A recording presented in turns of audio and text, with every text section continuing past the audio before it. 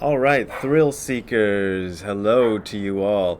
And you'll notice here I am doing a new video on a Monday, and I'm going to see if I can do this for a while, do 4 new videos a week and 1 oldie, but it's going to depend on you because I'm going to need some questions to answer.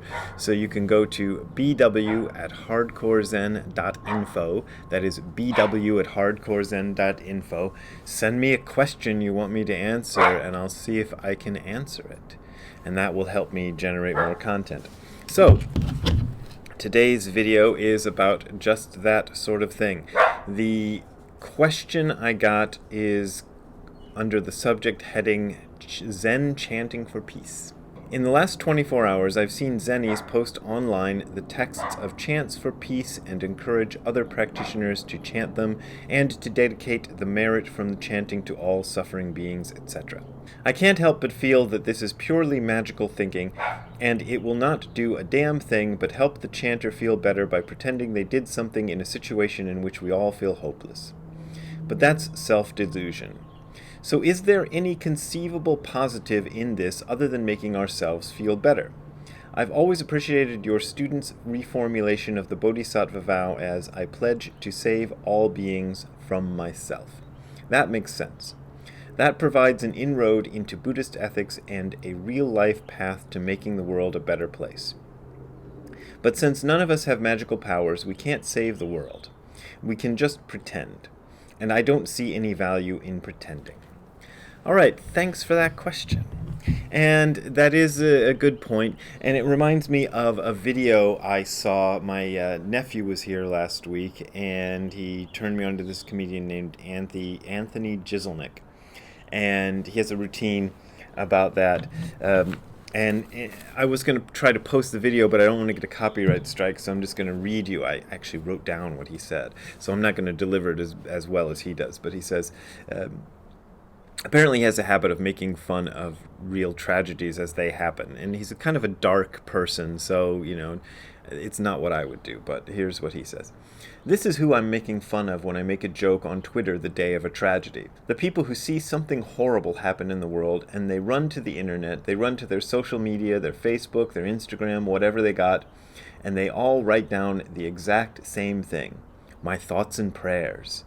My thoughts and prayers with the people of Aurora. My thoughts and prayers are with the people of Boston. Do you know what that's worth? Effing nothing. Effing less than nothing. Less than nothing. You're not giving any of your time, your money, or even your compassion. All you're doing is saying, don't forget about me today. Don't forget about me. Lots of crazy distractions in the news right now, but don't forget how sad I am. And that's what he says. And I get that. I kind of see it the same way. When it comes to Buddhists chanting for peace, let's say that right, is there a lot that it does? And I think it has some effect.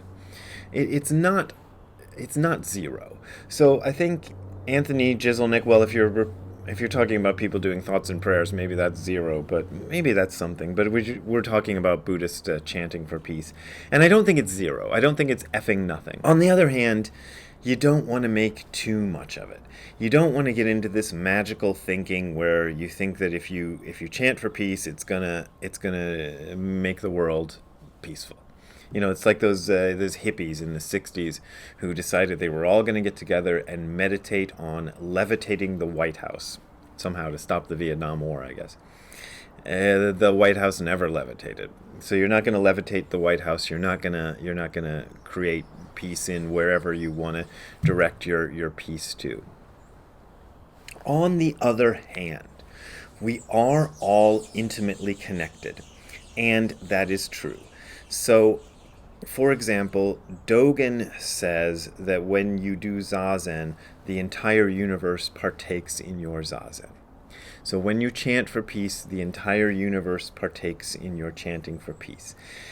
That doesn't mean it makes everything peaceful by magic. It doesn't mean that enough chanting, if we get just enough people to chant, it's going to make it all magically disappear and all the wars magically go away. It's not going to do that. It has some effects, though, on making your own life more peaceful. And like my student said, well, I don't like to call people my student, but he called it my student, I vow to save all beings from myself. And if your chanting for peace reminds you to be part of the peace process that begins with you in your life, right here and right now, that's a good thing. But I think the way we establish peace in the world are, of course, the obvious things that people do, and they go to marches and they demonstrate against wars and they do all those things, and those have their effect. But there's the other effect of just doing what you do in this moment and not being a part of that. So if you're chanting for peace and love ends up making you feel like I'm one of the loving people against those hateful people over there, your chanting is less than nothing. It doesn't help anything. It actually makes things worse. It also goes back to the idea I talked about last week, or was it the week before last? Anyway, one of these recent weeks, about love and hate being equal. When hate becomes too strong, there are wars and there is violence and there are things like that. When love becomes too strong, there can also be wars and violence and things like that, because people become unbalanced and lose their sense of both being an individual as a single individual that does something and has action that individual takes in the world, and as being part of the greater whole. So trying to find the balance of that, the love that sees you as part of the greater whole and the wonderful oneness of all things and beings and life and everything, and the other part that Nishijima Roshi, my teacher, called hate, which sees you in the sense of being an individual who takes action here and now to do something here and now. So, yeah, you can chant for peace and dedicate the merit to all of those beings who are suffering, and I don't think that that's a bad thing to do. I don't know if it's a necessary thing to do. If you don't feel inclined to do that, or if you feel like that's the wrong action to take, then just don't do it. It won't hurt anything if you don't do it. But at the same time, I don't think it's exactly magical thinking. It has some effect. What Nishijima Roshi said to somebody who asked about this one time when I was sitting in one of his lectures was that yes, it has an effect, but the effect is very small. And one of the things that Nishijima Roshi taught me that has been very valuable in my life is to not discount those small effects. So if you can have a small effect, go ahead and have the small effect and do that. But also don't get out of balance because your small effect didn't fix everything. That the next time you turn on the news, it's still, whatever you're chanting for to stop is still going on. That's fine. Keep chanting. Keep dedicating the merit. Do what you need to do. Understand that situations in the world are always more complicated than the news people make you think they are. That most people aren't evil, aren't on the side of evil. We just have some problems. And sometimes we try to solve those problems in exactly the wrong way that just exacerbates the problem that we're trying to solve. So, I don't know if that answered the question. The answer, I suppose, is yes and no.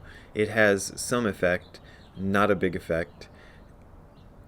It's not the worst thing you can do with your time, but doing something more constructive is probably better. Of course, in most situations, big world situations, there's not much an individual can do. But, as I said when I talked about Nishijima Roshi's advice about doing a little, is it's fine to do that little that you can do. And if that little that you can do just amounts to treating people kindly and not exacerbating the conflict in your life and not making it into an us and them situation where I'm the good guy versus those bad guys out there, seeing that they may have a side that they are passionate about for whatever reason, and maybe you are also part of the conflict that you're seeking to stop. I didn't give you an answer. Chant for peace. If you want to contribute to me being peaceful and chanting for peace, I don't know, that's not a good segue, but anyway, the URL you're seeing on the screen below is hardcorezen.info/donate. That is hardcorezen.info/donate. There you will find links to my PayPal and Patreon accounts if you want to do a little something for somebody. You can send me a donation and that will help, but as always, this is offered for free, so you don't gotta donate if you don't want to donate. We'll see you next time. Have a good time all the time. Keep on chanting. Bye. Hey Ziggy, I happen to know you just got a treat. And if you're trying to get another one, you're probably not going to be successful. Maybe we should go back inside, huh? Go ahead with the video. Alright, Ziggy. Well, good luck begging for treats. See you later. Bye.